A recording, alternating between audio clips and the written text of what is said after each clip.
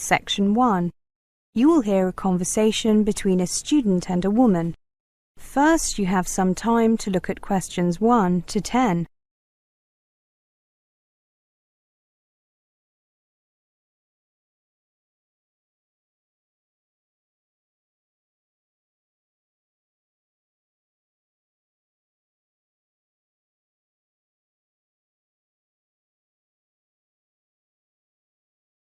Now listen carefully and answer questions 1 to 10. Good afternoon. I'm considering applying to your university and would like to ask you some questions. Of course, take a seat. Which course are you thinking of applying for? Southeast Asian Studies. I see. Do you have a copy of the university prospectus? Yes, I do. I downloaded it. So, you know that it's a 4-year course, including 1 year living and working in the region? Yes, the A-level entrance requirement is BCC, right? Yes, but on average our students have 3 Bs. Are there any restrictions on the subjects that I take at A-level? No, but we find that students studying politics, economics, history, geography or languages tend to find their first year easier. A background in at least 2 or 3 of those subjects is advantageous. I see.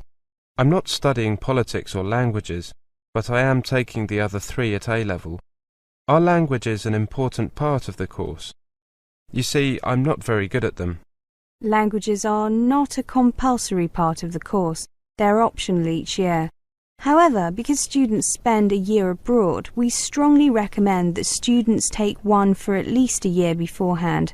However, there is a language lab that students are free to use during the day, regardless of the subjects they're taking. Which languages are offered? We have 5 on offer: Vietnamese, Burmese, Thai, Indonesian and Tagalog.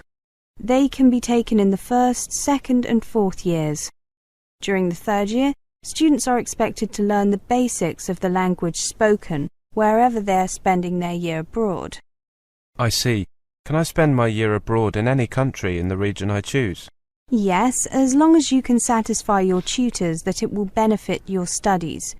This year, most students have gone to Vietnam, Thailand or the Philippines. Fewer have gone to Indonesia, Burma, Malaysia, Laos or Cambodia. None went to Singapore or Brunei. What do students generally do during their year abroad? The vast majority help on aid projects, especially helping with water supply and sanitation in rural areas. Others get involved in teaching English or in business, particularly the logistics side of things. A small minority get jobs translating or checking translations. That's quite well paid, but your language skills have to be up to scratch. Good. I was attracted by the idea of teaching English or doing aid work. Very often it's possible to do both. That way you can also develop a wider range of skills. Thank you for your help. Can I just check the optional courses for Year 1? The only choice in Year 1 is a language or a project where the student creates a portfolio of background information on the countries of the region. Actually, many students do both, since they find the project contributes to their general understanding of the region, and the languages are obviously useful in preparation for going abroad. However, students are only assessed on either the language or the project, and are free to choose which one. Got it. And could you tell me about the scholarships that are available from the department? It says in the prospectus that there are some in addition to the ones offered by the university. Sure. Actually, I've printed out a list. Here you are. Nothing is available for first-year students, but thereafter scholarships are awarded for high overall grades and also for linguistic skills. There is a smaller discretionary award for non-academic contributions. Well, thank you very much for your help. That is the end of Section 1. You now have half a minute to check your answers.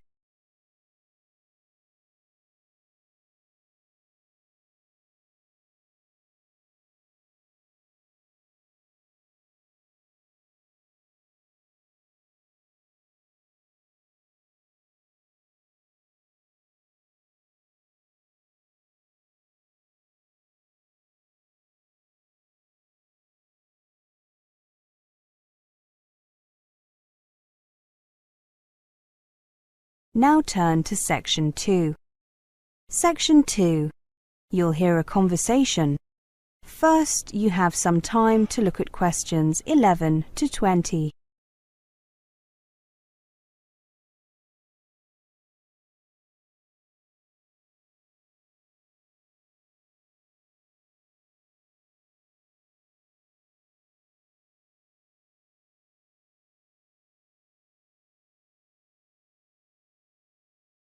Now listen carefully and answer questions 11 to 20.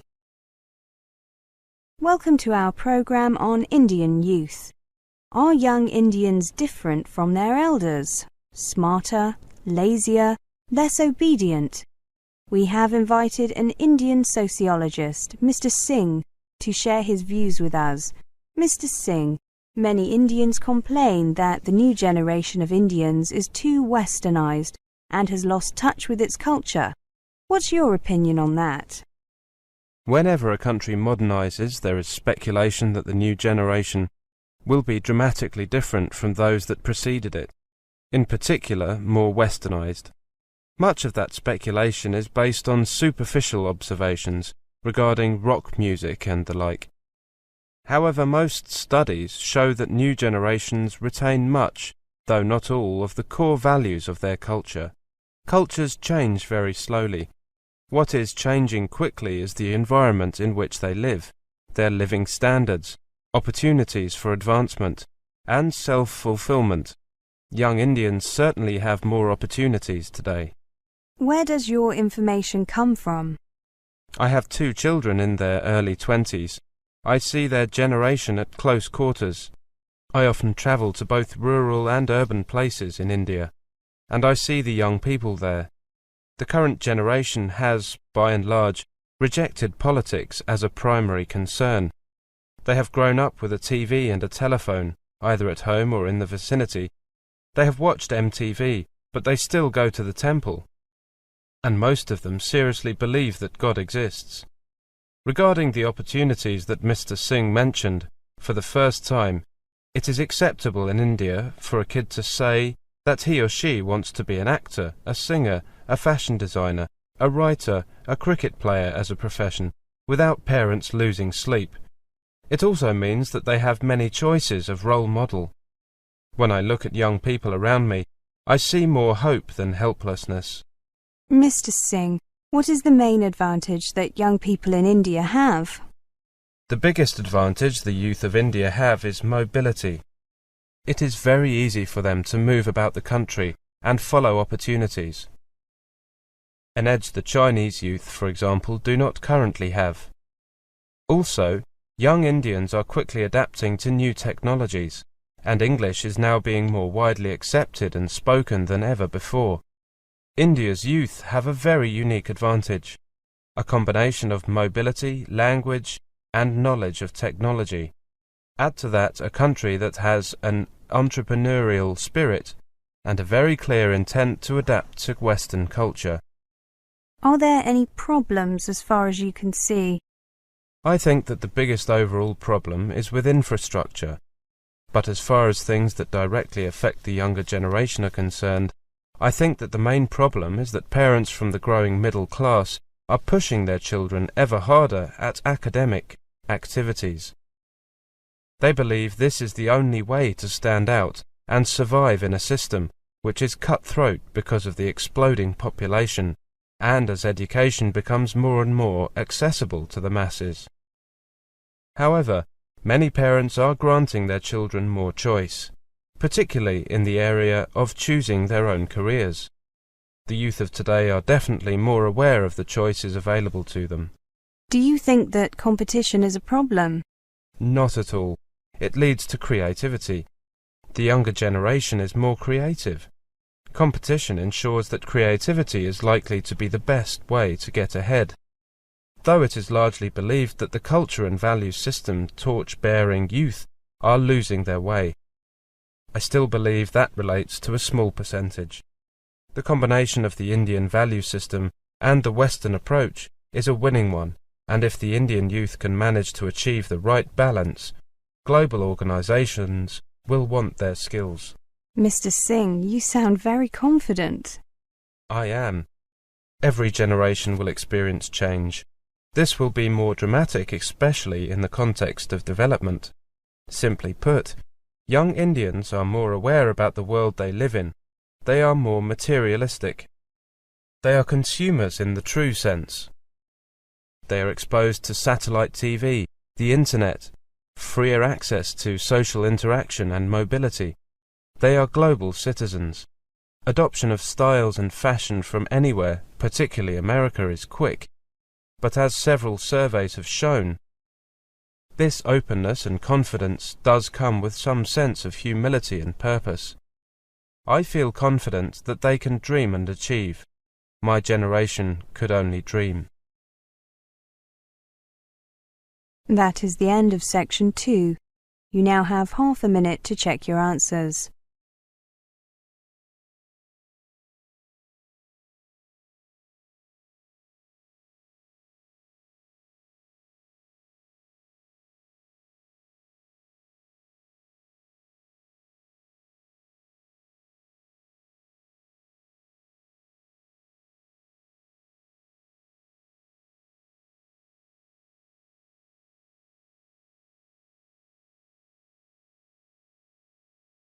Now turn to section 3. Section 3. You will hear a conversation. First, you have some time to look at questions 21 to 30.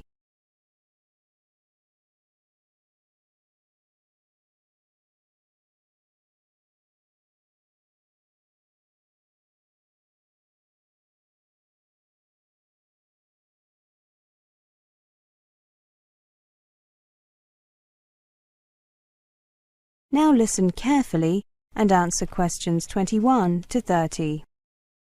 Welcome back to the new term, Martin and Amanda. I hope you've had a good break and that you're looking forward to writing your dissertations. In this tutorial, I'd like to give you the opportunity to ask questions on writing the dissertation, such as requirements, dates, and who to see when you need help. I know that it's all available on the department website, but sometimes students just like to check or confirm information, or sometimes they need a little more detail. So, is there anything you'd like to ask? Is there a fixed hand-in date yet? On the website it said that one hadn't been decided on yet. I'm glad you asked that question. I just heard this morning that the deadline has been decided and it is the 28th of May. That's a week later than we had originally planned. What about the word limit? The website gave a very broad range. What was it, Martin? 10,000 to 20,000 words?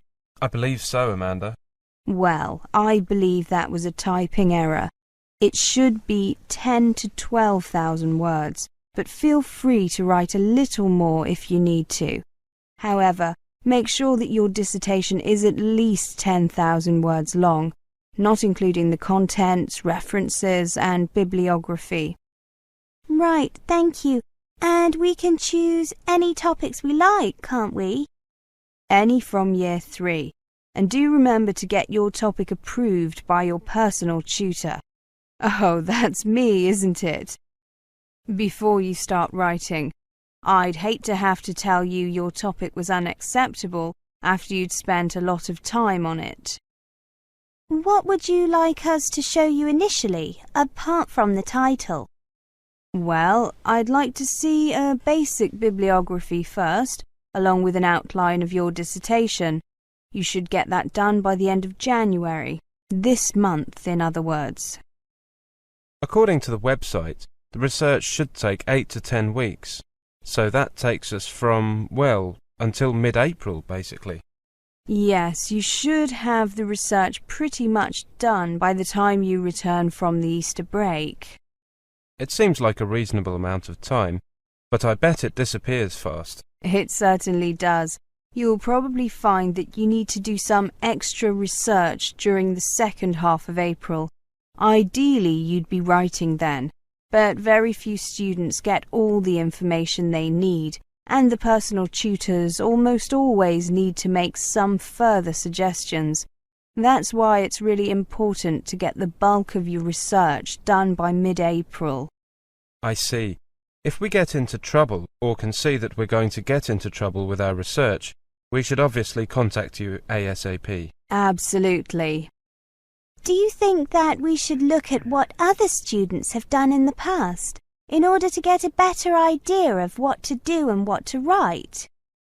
It can be helpful, but what often happens is that students rely too much on what they read, so I would only use other previous students' work as a reference. Got it. I know that we have the research guide to help us, but are there any other books or sources that you would recommend? I mean, to help us with planning a dissertation and the organisation and so on. Yes, I wanted to ask you that too. There are several available from the library. I wouldn't bother buying any.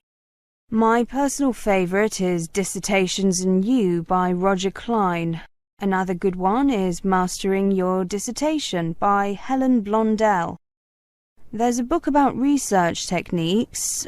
What's it called? It's something simple like Research Techniques for Dissertations.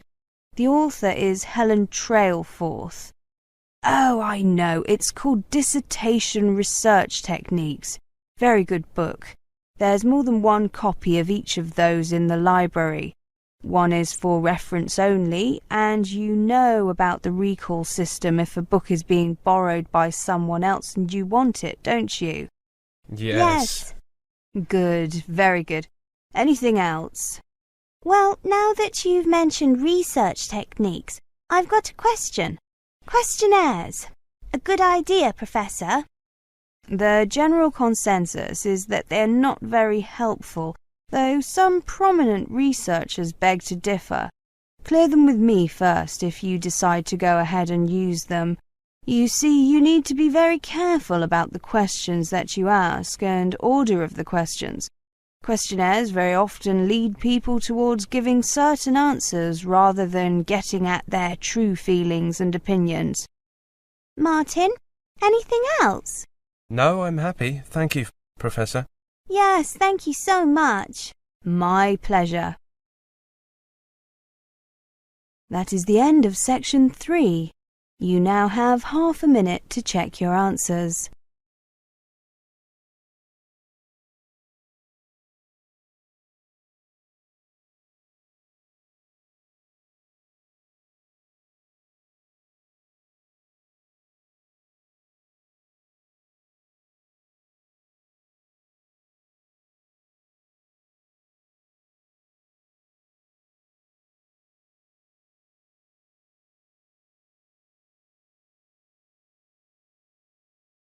Now turn to section 4.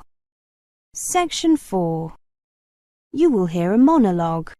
First, you have some time to look at questions 31 to 40.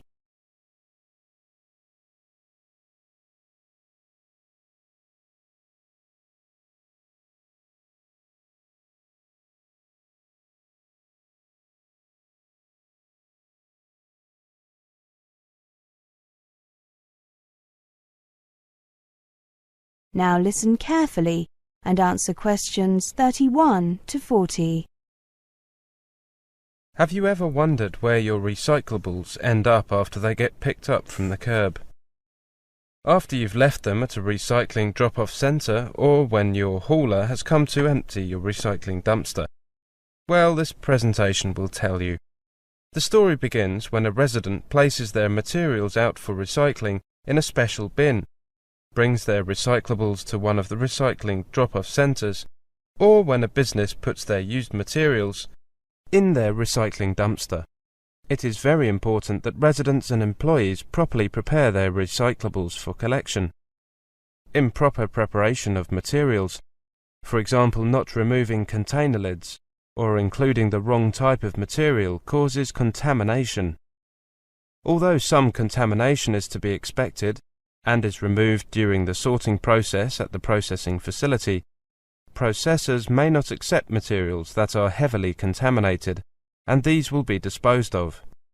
After materials are put out for recycling, the recycling truck comes to pick them up. Recyclables brought to the drop-off centres should be placed in the appropriate bins. The large containers are emptied periodically or whenever they are full. Businesses and multi-family residences collect on the days decided by the property manager. The trucks that collect recyclables from the curb and drop-off centres then drive the materials to a material recovery facility, or MRF. When the trucks arrive at the MRF, they are first weighed at the station to determine the weight of materials delivered to the facility. Next, the trucks proceed to the tipping floor, where they dump their materials. Items are dumped in specific areas to facilitate the sorting process. After the different materials are dumped on the tipping floor at the MRF, they are fed onto different conveyor belts according to the type of material.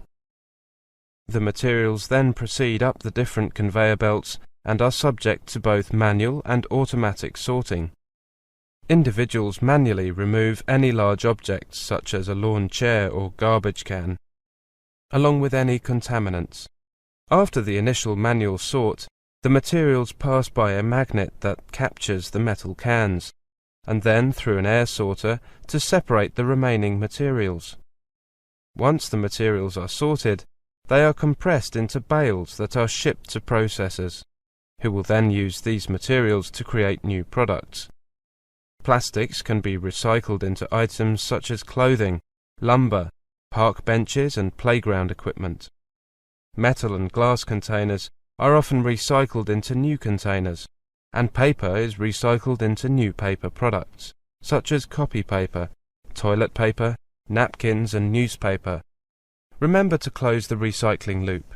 Buy recycled both at home and at work, as this is the only way that recycling truly succeeds.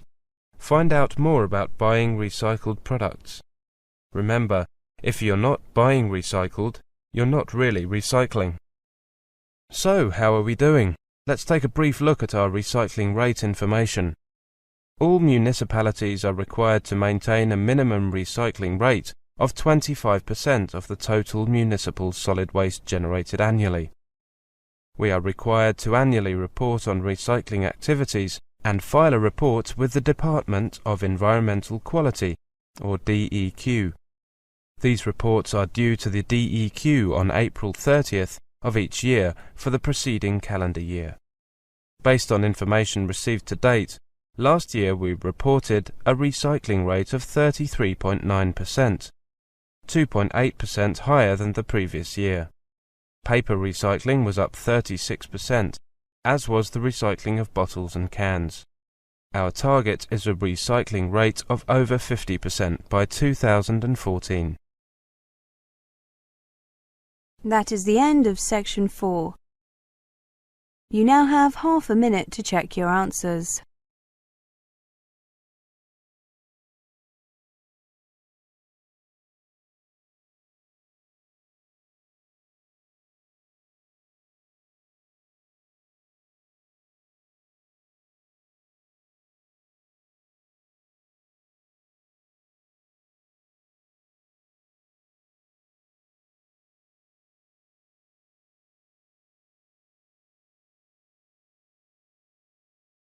That is the end of the listening test, the IELTS test.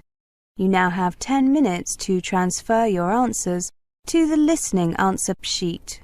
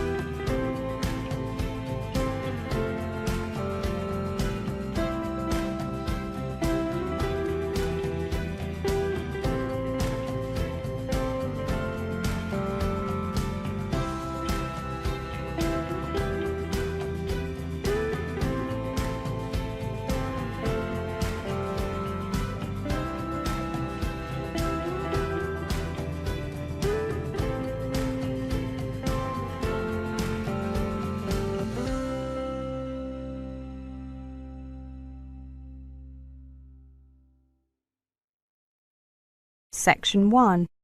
Good afternoon.